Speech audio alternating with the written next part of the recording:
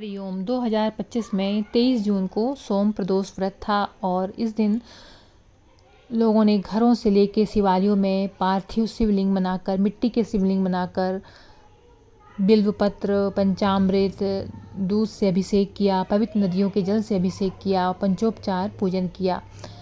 प्रदोष व्रतधारी जिन्होंने प्रदोष व्रत किया था, दिन भर व्रत रखे और शाम के समय में शुभ मुहूर्त में विशेष पूजन किए।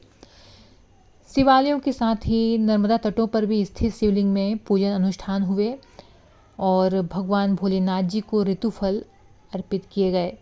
साथ ही इस अवसर पर शिव तांडव स्तोत्र, शिव महिमा का पाठ किया गया और जो व्रत किए थे वो पूजन अनुष्ठान के बाद व्रत का पारण किए। प्रत्येक माह की त्रयोदशी तिथि को प्रदोष व्रत रखा जाता है और इस दिन विधि विधान से शिव जी की पूजा अर्चना की जाती है। जब यह व्रत सोमवार को पड़ता है तो इसे सोम प्रदोष व्रत कहा जाता है। वैदिक पुरोहितों के अनुसार सोम प्रदोष व्रत का दिन भगवान भोलेनाथ जी की पूजा करने से विशेष फलों की प्राप्ति होती है, जीवन में सुख समृद्धि और खुशियों का आगमन होता है और साल में कुल 24 प्रदोष व्रत पड़ते हैं।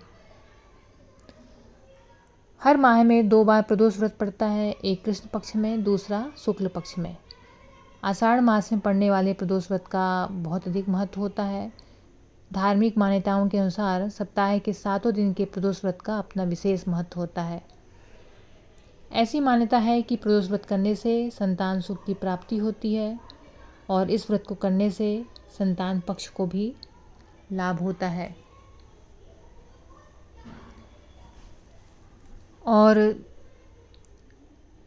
लोग मिट्टी के शिवलिंग, जो नदी के किनारे जो मिट्टी मिलती है, पवित्र जगह की मिट्टी लाते हैं। दुकानों में भी मिट्टी मिल जाती है, पूजा की दुकानों में।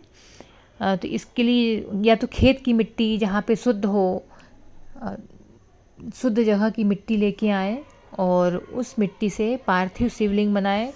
तो पार्थिव शिवलिंग बनाने के लिए उस पर थोड़ा सा घी डालें, गंगा जल डालें और गाय का कच्चा दूध भी डाल सकते हैं।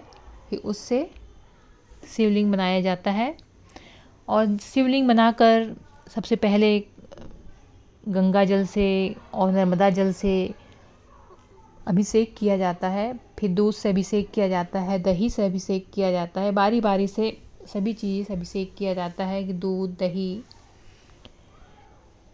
शक्कर, शहद। फिर पंचामृत से भी अभिषेक करते हैं और भगवान शंकर जी की मनपसंद चीज़ें चढ़ाते हैं, जैसे बिल्व पत्र हो गया, बिल्व फल हो गया, धतूरा के फूल, सफ़ेद आक के फूल। ये भगवान शंकर जी को प्रिय हैं तो चढ़ाए जाते हैं। इसके बाद कुछ लोग मंत्र जाप भी करते हैं और शिव तांडव स्तोत्र पढ़ते हैं और प्रदोष की पूजा शाम के समय की जाती है। दिन भर व्रत रहते हैं और शाम के समय पूजा करने के बाद फिर पारण किया जाता है और शिव महिमा का पाठ किया जाता है। शिव तांडव स्तोत्र भक्तगण पढ़ते हैं। आखिरी में जब पूजा हो जाती है तो आरती की जाती है और इसमें हवन भी करते हैं।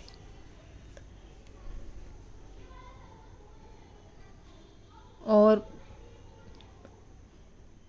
भगवान भोलेनाथ जी का दिन तो वैसे भी सोमवार को माना जाता है और जब प्रदोष व्रत उस दिन पड़े तो बहुत शुभकारी माना जाता है।